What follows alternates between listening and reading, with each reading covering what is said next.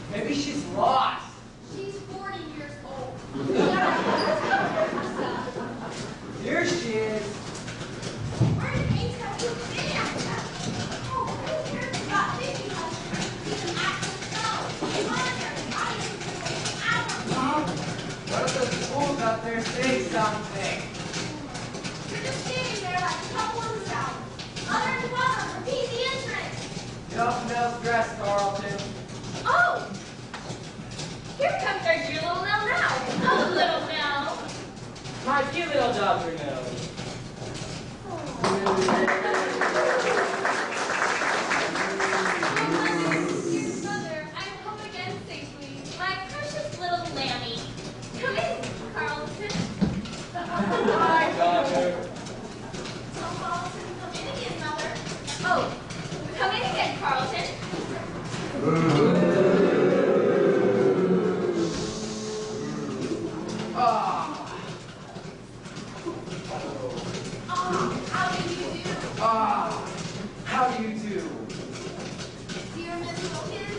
Ah, how do you do, dear Miss Wilkins? How do you do, sir?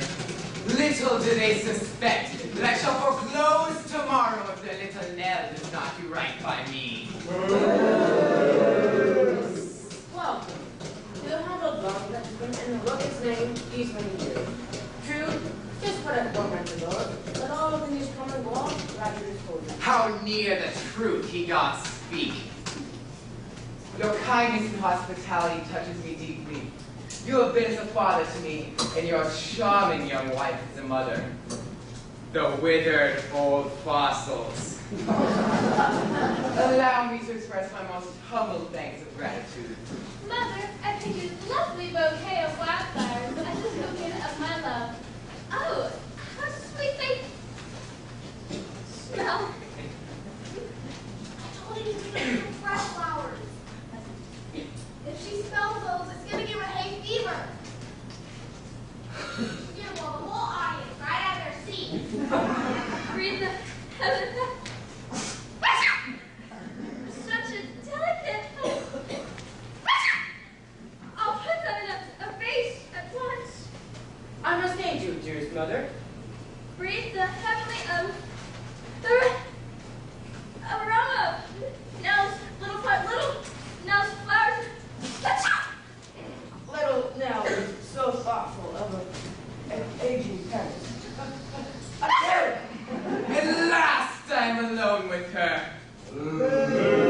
At your service, my lady. Oh, Carlton, how am I to express the gratefulness that's in my heart for saving my mere daughter's portage?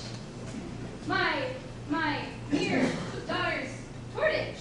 My dear father's mortgage. My dear father's mortgage. Hey, who's responsible for this rival in rod? Well, I know. I must converse with you, my fair damsel. I am tired. I am wet from the terrible storm. Ah, the storm without matches the passion within me heart. I must speak with you now.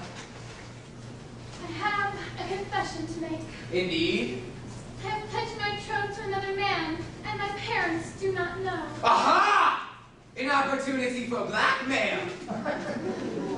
Fear not, my fair one, for I am Carlton Bainbridge, scion of a long line of open-minded Bainbridges. Proceed with your confession. The man upon whom I bestowed my maidenly affection is... Yes. Proceed. Hector Skyscraper, son of poor but honest parents such as mine own, dear mother and father. She must not suspect that what I am about to say is in any way related to the mortgage. My fair one, I feel the urge to converse with you upon a subject that lies warm within my heart. You must know by now the glowing sensation which is encased within my lonely bosom. Oh, Carlton, you must not guess you slowly win my admiration and respect. I must speak. I find I am unable to contain myself any longer. My heart reaches out to you, my love. But Carlton, this is suddenly so perpetrated. Ye gods! Am I being spurned? But stay. Methinks it is but maidenly reticence. Perhaps I did not speak in words understandable to such innocent ears. I wish to share with you my heart, my life, and the Bainbridge fortune. I must pause, Carlton. I must reflect. Ah, but I seek only a reflection of innocent eyes. Oh, Hector To Sky. heck with Hector! You do not need to infer that you are even considering an alliance with that. Hector is poor, but oh so honest, and the last of a long line of famous skyscrapers. I must meditate before breaking his poor heart. I'm speedily losing my deep respect for Hector. May I enter?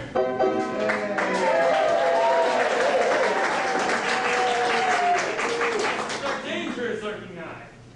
Oh, a loving heart at either hand. Come in, Hector. I find you in the company of another. Curses! my rival. I must deceive him.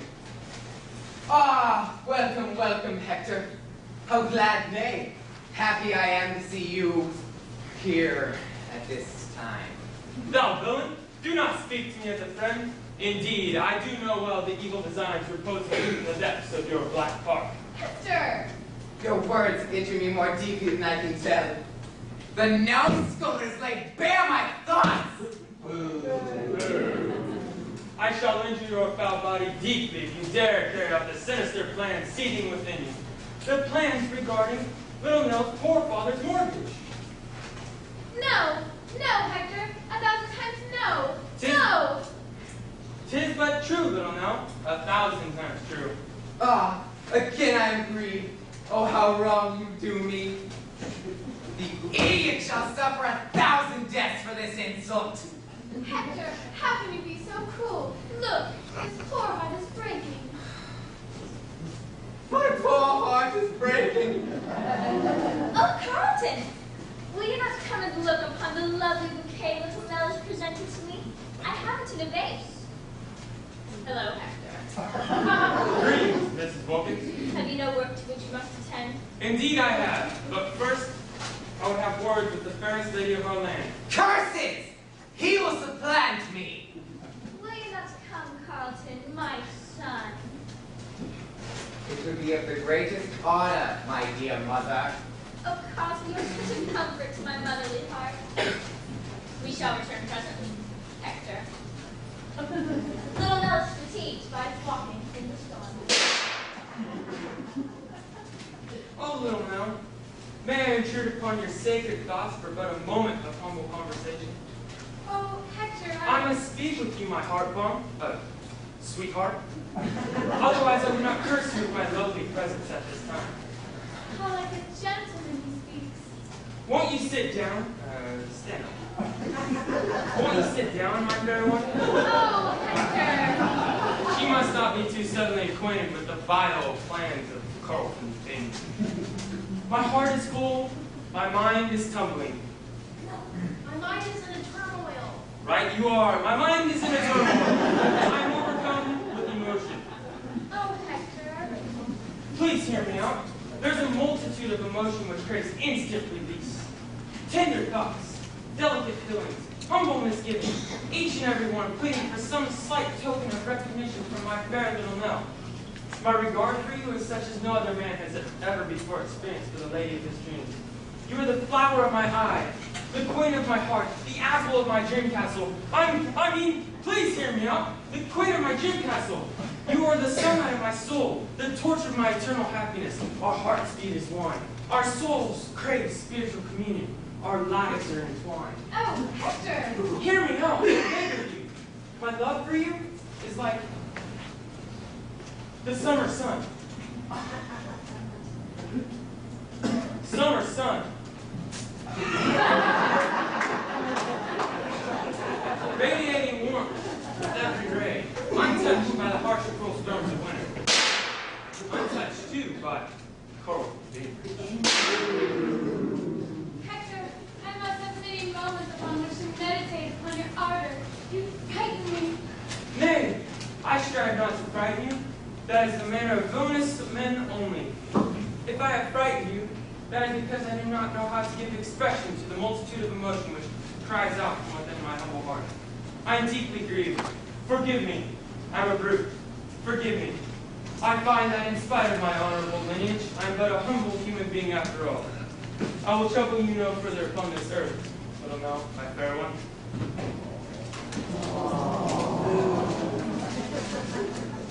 Oh, he is gone. Out of my life. Forever. Oh, I'm fainting. Oh, I'm fainting. Yonder, mother, quick! Repeat the entrance to you now. Forever. Oh, I'm fainting. Hector has departed? Oh, mother, dearest mother, I have a decision to make. Hector loves me. Carlton loves me. There is so much at stake. Hector is poor, but oh so honest. But Carlton is rich and delightful in manner. Mother, dear mother, tell me, whom shall I choose? This grand old mansion and all its golden arrows are all we have God bless. And you, little Nell. Your poor father and I are bound with shame because of this honorable abode. The Wilkins homestead for centuries until the foul degradation of mortgage. Carlton will be loving, charming, thoughtful, attentive, and rich husband. But, Mother, what of Hector? His heart is bound, his back is breaking. No, his heart is breaking and his back is bound. I dare not attempt to inform you of your decision. You are the last of the famous Wilkins family, and as such, the weight of this stupendous decision must rest upon your frail but capable shoulders. Oh dear. Oh dear. I love Carlton, but Hector is nice. I must not, nay, dare not make a hasty decision. The honor of my family tree is at stake. It must not be brutally felled to the ground by the vile woodsman, which is our mortgage. I, little Nell Wilkins, must rise to the occasion, shoulder my apparent responsibilities, and with square eyes and brave shoulders, brave eyes and square shoulders, nobly assume the responsibility which has come down to me. Oh, my dear, dear little Nell, how brave you are. Ah, yes. If only Hector were not such a deserving soul. I am the flower of his heart, the sunshine of his soul. How can I desert him in his hour of need? My darling, a true Wilkins never falters. Why, oh why must I be such a temptation to the fiery manhood of this fair world? I fear I know not what to say. Woe is me, I am undone! May I? No, knock on the door. May I intrude upon your solitude? Oh, Hector, skyscraper. I must remove little Nell from his unwelcome presence while Carlton presses his suit. Little Nell, you are tired. You must rest. Nay, but I would speak with your fair daughter. My daughter is tired and bored. I have but one statement to make, then I will make my humble leave without further ado. Please, Hector, the fate of my family rests upon a cool brain. But only a word. A word is more than little Nell may bear at this moment. Forgive me, Hector. You know not the turmoil that is in my mind. Be not too melancholy, my son. There can be but one fortunate man in little Nell's life. So, I have been turned aside.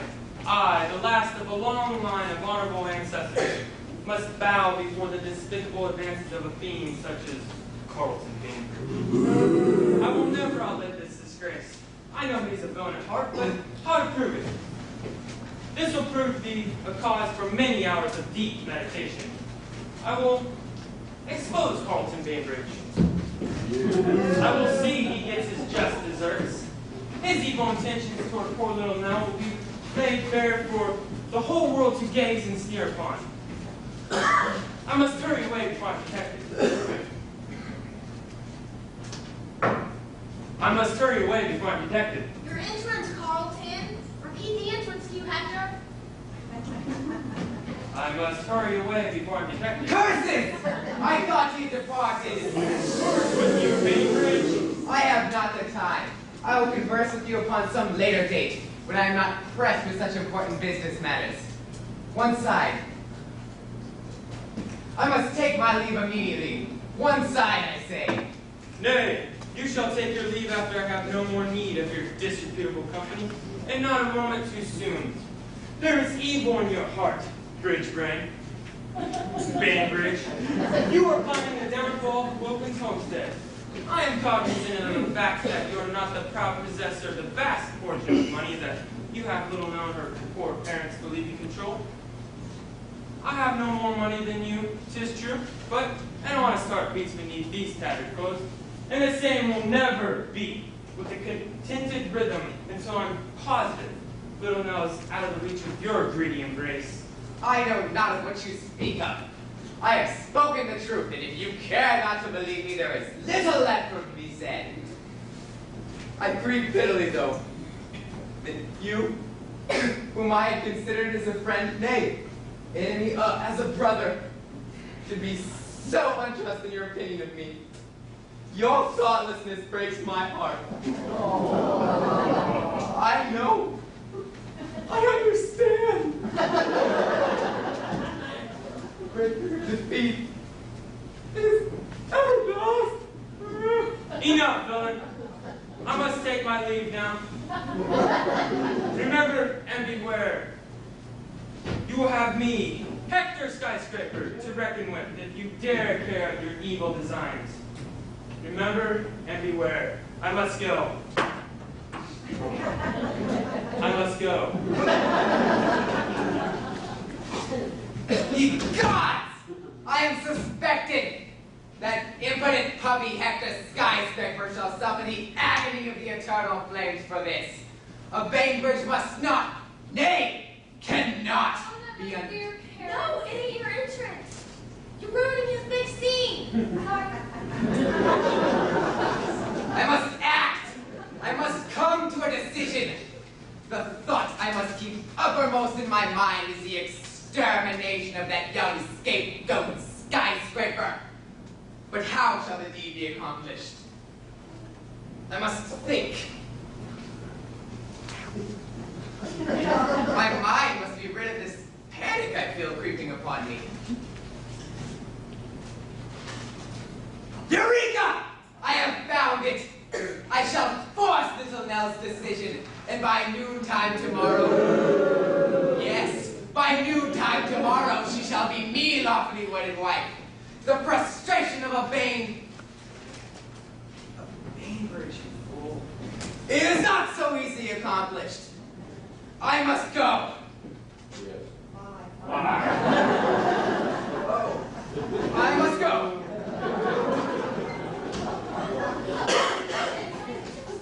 Get on there. All that my dear parents so cruelly forced me to decide. Oh, my dear, dear little Nell, it is for the best. Oh, we've upset our dear doctor.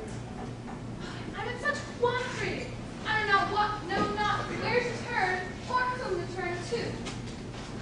Oh, mother, dear mother, do not wring thy hand thus. For in doing so, you wring my wretched heart with pity. Oh, father, dear father, do not pace about in anguish thus. My poor parents, how deeply you touched me. Only for the mortgage, my dear. Only for the mortgage. Why does it fall upon me to be the first broker to disgrace this amiable mansion? Why am I permitted to retain my residence upon the bosom of Mother Earth? Oh, my poor little doctor. My poor, poor, trusting little doctor was faithful. Oh, that they have all precious, what is mine doing?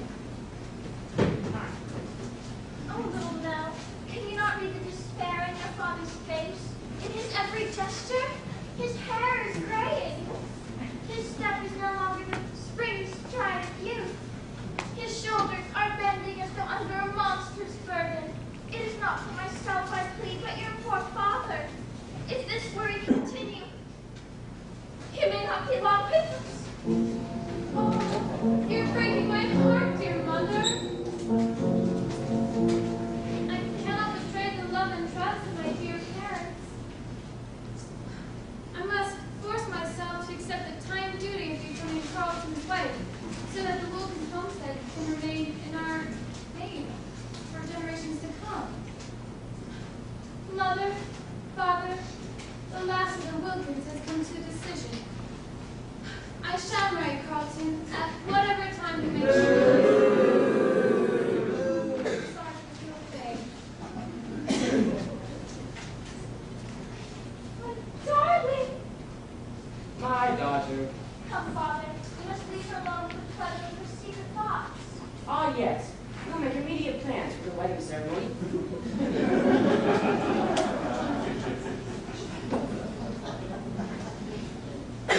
Oh, I'm going to marry Carlton.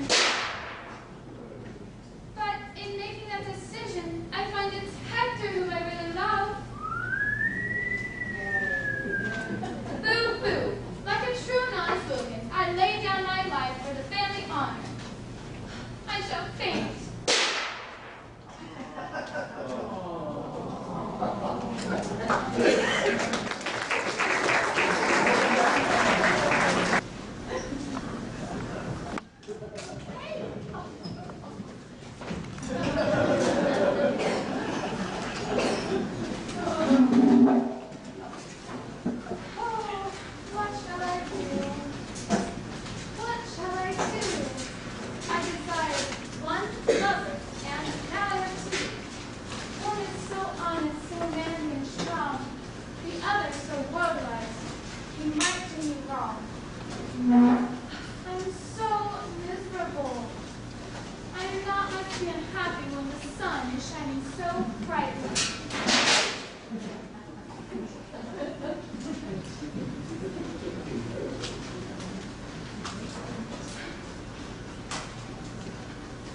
Pray do not worry that very little mouth. All shall be well.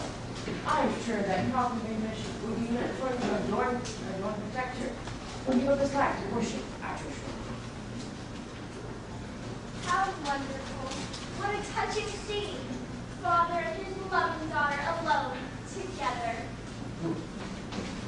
Now, you must be very nice to Carlton, Nell dear. He has been so gracious to your poor father. We know not what might have happened if your lover and husband-to-be had not come to the rescue. I am going to marry Carlton, dear mother. I realize it is my duty, and that he'll make a truly devoted husband. But my heart has not yet been touched by love for him. My father and I dare not attempt to form your decision. Nay, daughter. You possess a strong mentality. A far family before us. Am I? Hey, Huh? it was from the ride.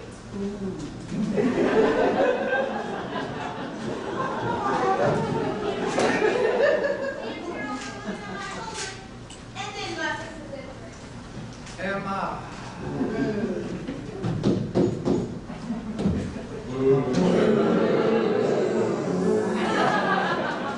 Am I intruding upon the sea and domestic tranquility? Do not hesitate, Carlton. You are welcome as a son. Aha! I have completely deceived the old fools. Flowers. Flowers. Flowers from a lovely maiden fair to a vain. From a Bainbridge to a lovely maiden fair. Oh, Carlton, you're so flattering. Red roses? Thank you. You're so thoughtful of my dear mother, Carlton. Red roses are her favorite blossom. Think of it. Roses like these. Every day. Come, mother. We must tarry no longer. We have work to do. We shall entrust little Nell to your care while we are absent, my son. Consider her cared for by a loving father, Mr. Wilkins. Thank you, Carlton. Are they not exquisite, Father? They are lovely. They are divine. I tell you. Alas, the moment I have longed for is at hand. I have returned to receive the answer to my proposal, my dear. I have whiled away the hours I have been absent in anguished suspense, wondering if I have made myself appear worthy in such innocent eyes. I must not be too hasty. He shall not guess that I've made a decision in his favor. I am afraid I have not had ample opportunity to meditate, Carlton. I have whiled away the hours I have been gone, wondering, yearning to know the thoughts in thy maidenly heart.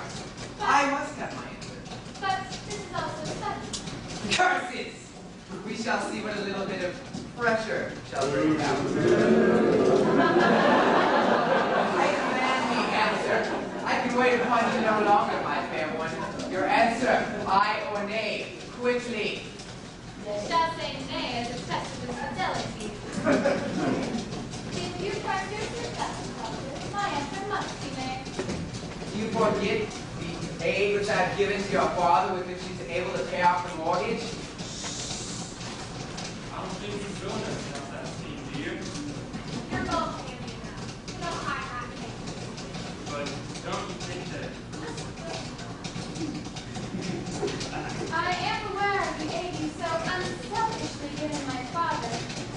Appreciation of your actions is uppermost in my mind. But we are now talking of romance, and it is my chosen belief that aid to make parents should not have any connection to the other heart.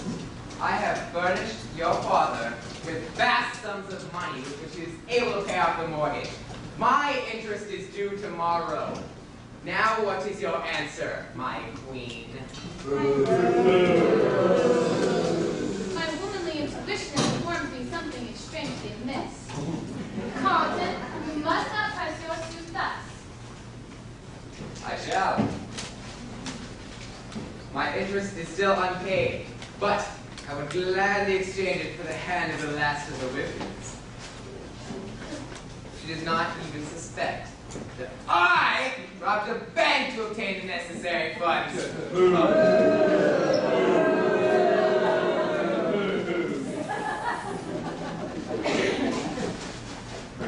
What shall I do?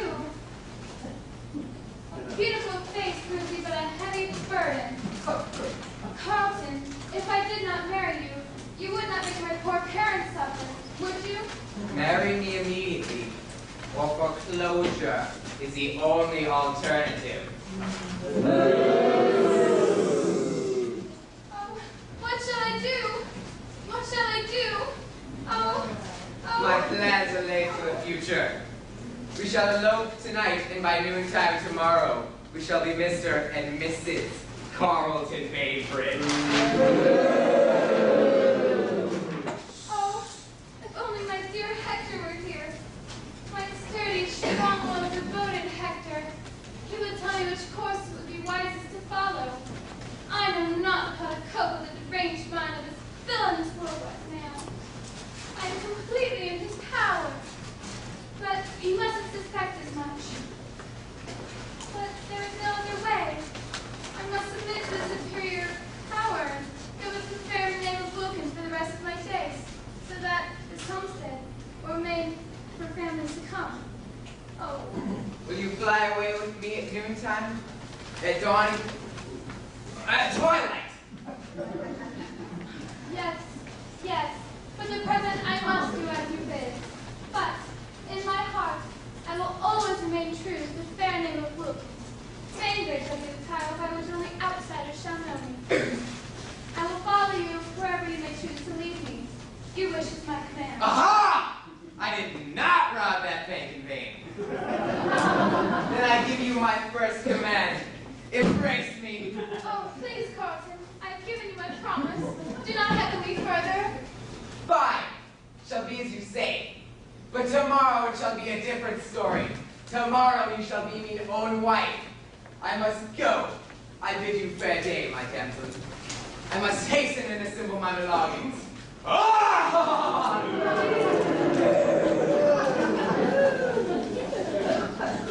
Oh, dear. I must not give up hope.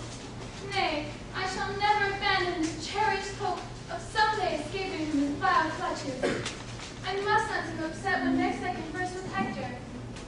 Oh, Hector, how can I ever face your loving, trusting eyes and calmly announce my intention to betray our love?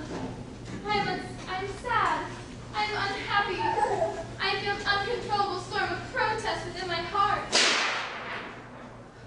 My dear parents must never suspect the true reason for my marrying Carlton. They must never know the beast to whom I shall give my maiden soul. Oh, my little daughter. Carlton has departed. Yes, mother dear. He is off preparing for our wedding, which will take place at noontime tomorrow. I have given my heart to him, and in retaliation, you must make him the sole heir to the Wilkins estate. It is my only wish. Oh, how deep your love must be for your husband-to-be. I have many thoughts of him, mother. He has the privilege of marrying Minstrel Sparrowfell. I am sure that Carlton will show his appreciation by bestowing many lavish gifts upon his beauteous wife and her adoring family. Please, allow me to be alone, dearest mother. I wish to meditate upon my future as a gentleman's spouse. Of course. How thoughtless your mother has become. You must remain here in solitude and in the pleasure of her dreams. Would that Hector was here. Would that Hector was here. I am here. Hector! No! I've come in answer to your summons, which I could hear within the depths of my heart.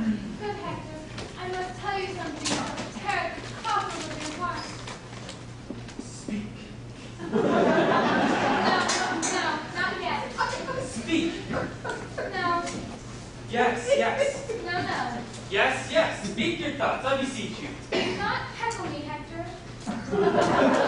Speak your troubles, that I may bear them upon my manly bosom.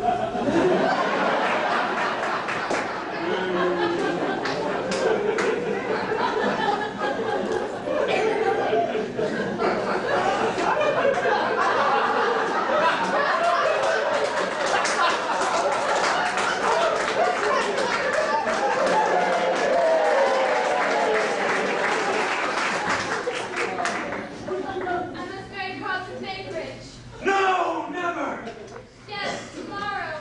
No, Yes, no, no! yes, yes. Oh, what shall I do? What shall I do? Faint! Oh, I shall faint!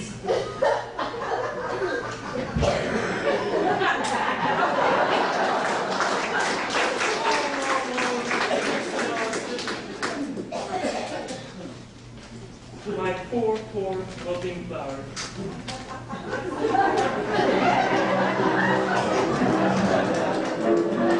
I will show you a magic trick. That will, what's the word? That will amaze you. It's falling off. Oh. I will need a lovely assistant. She'll do.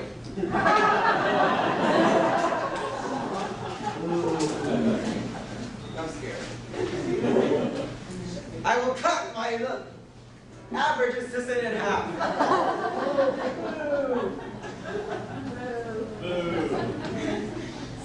Yes. Get in the box. Please. My lovely assistant. That's better.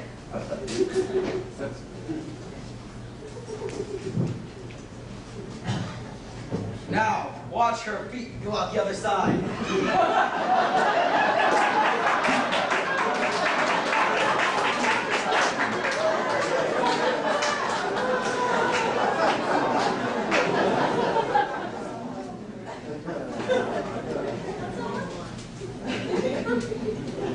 Don't judge her. I will cut her in half. It's cut.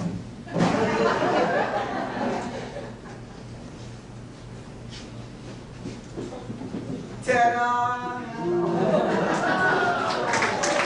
And notice, there's a clean cut in the middle. That's a really ridiculous saw. Okay, I shall join her back together.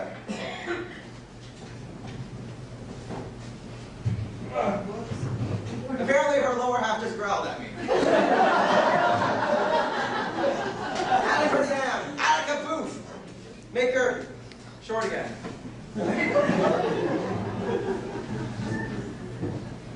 Wow, you really worked hard.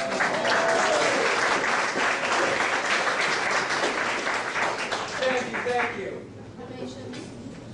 Thank you, there is no refunds.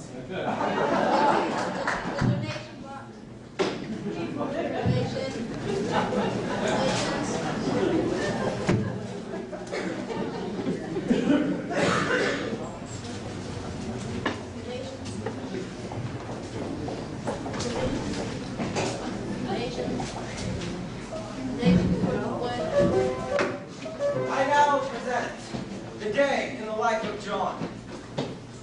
Believe me, this is a lot more funny.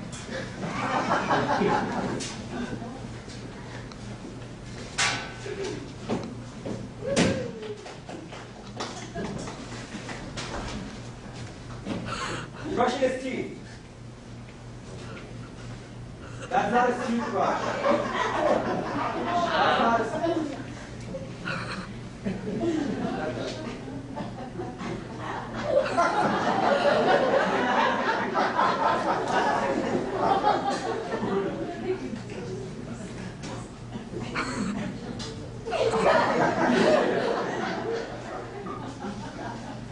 Shower.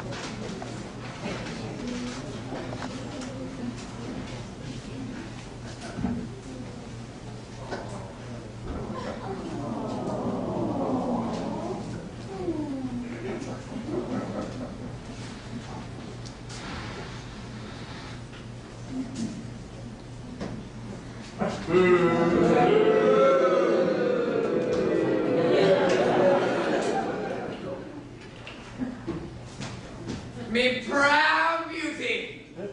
At last you must be mine! Oh, please let me go, Carlton. Your parents are now in me power.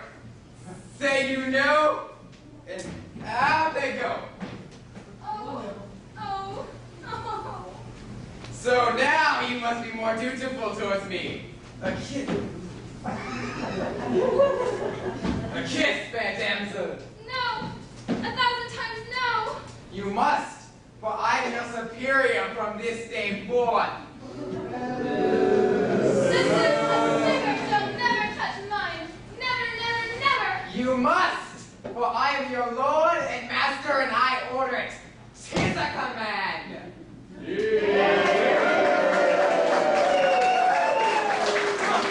Oh, Hector. Curses!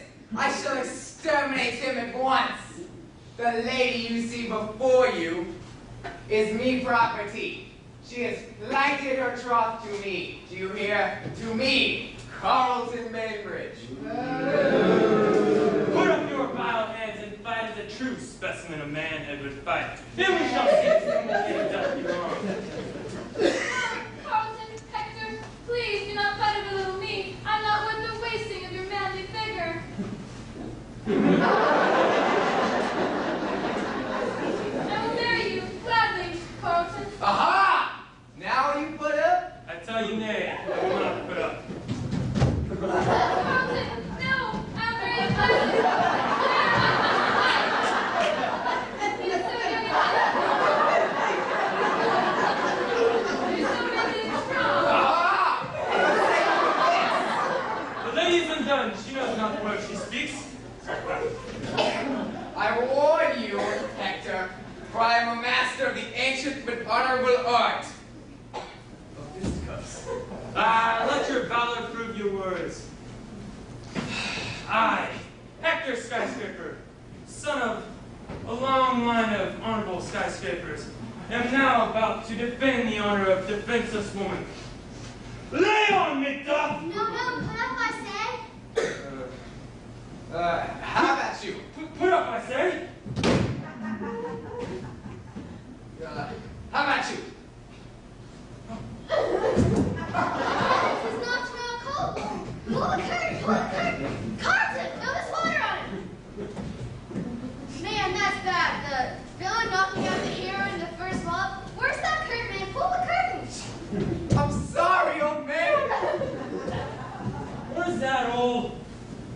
There you are! Go on with the show, guys. Go on with the show. So you'll sock me when I ain't looking, will you? Double crosser. I'm supposed to win this fight. That's what it says here in the script. How about you? Keep back. Hey. We killed him. Oh, This is but the beginning. I'm gonna stop this bird. I gave you fair warning.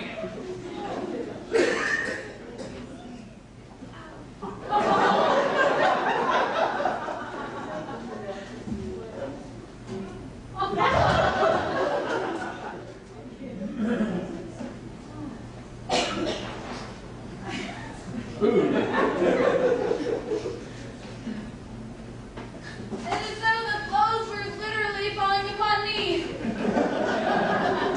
This there is lightning. I must use strategy. Little now must be saved. Arise, if you dare, and taste again the prowess of my fists.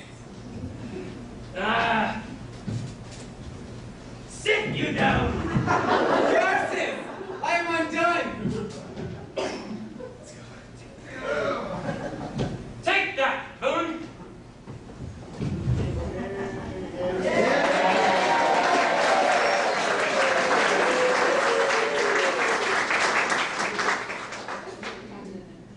I now have you in my power, just as you had little now in yours as I made my entrance. Arise and take the remainder of your medicine in a true and gentlemanly manner. Watches every move, Hector. He has a villainous heart. Fear not, he is properly cowed.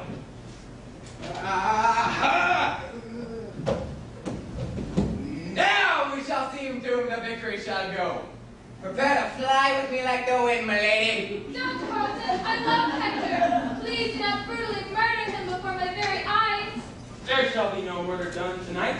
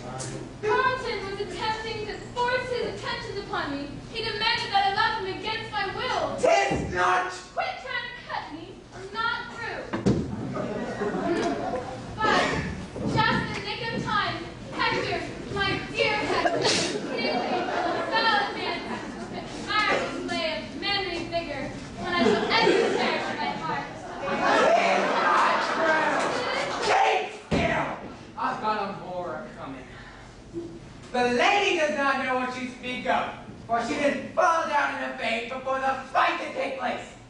It is the truth. Mother, father, believe your own little daughter. My son. My Hector. Oh, get your number 10s off the corner. Lest you forget, I am still master of this domain and all within it.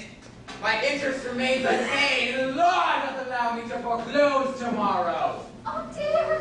It is only too true, Hector, my son. After you have made a grave error. How deep is your indebtedness to this vile rascal? $10,000. 10,000. No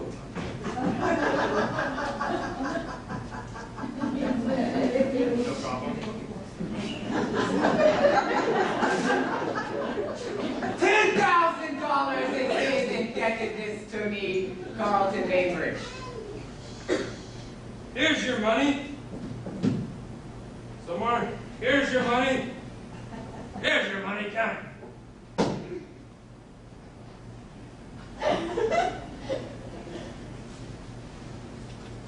Curses! $10,000!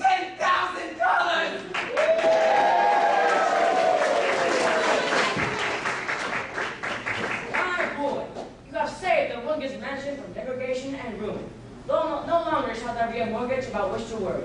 I will arrange the details of my will today, as you will be the rightful heir in accordance with your noble sacrifice.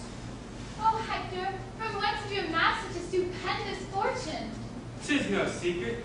Therefore, it behooves me to elucidate.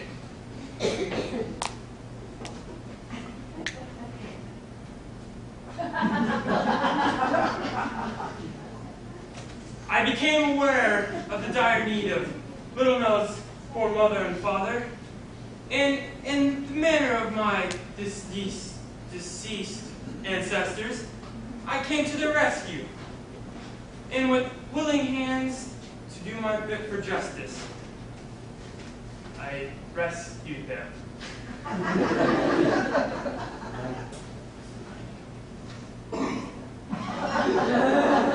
Immediately upon hearing of their plight, I cast about and found gold in the cellar of our humble abode. The skyscrapers are now the richest family in our land.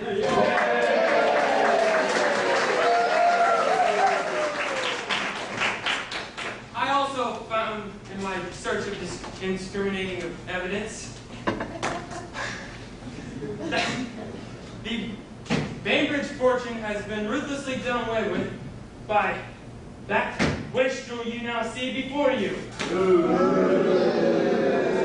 He, Carlton Bainbridge, attempted to win the hand of your fair daughter, that he might, in due time, become the master of the Wolfman's homestead. Oh, Mother! What an unpardonable error we would have made without your aid, my dear son. Oh, Hector!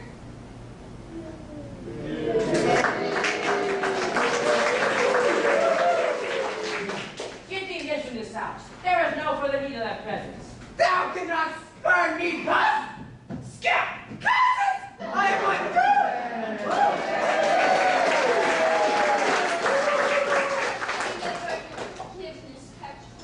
You are the parents of my little Nell, and therefore I ask that the matter be terminated as a closed issue. Little Nell's evil chapter of fortune has come to a timely end. Her heavenly episode is now about to begin. She need not have any worrisome thoughts for her future. I, Hector Skyscraper, will be ever present between her and the buffets of the cold, cruel world. Little Nell and I shall live happily from this day forth.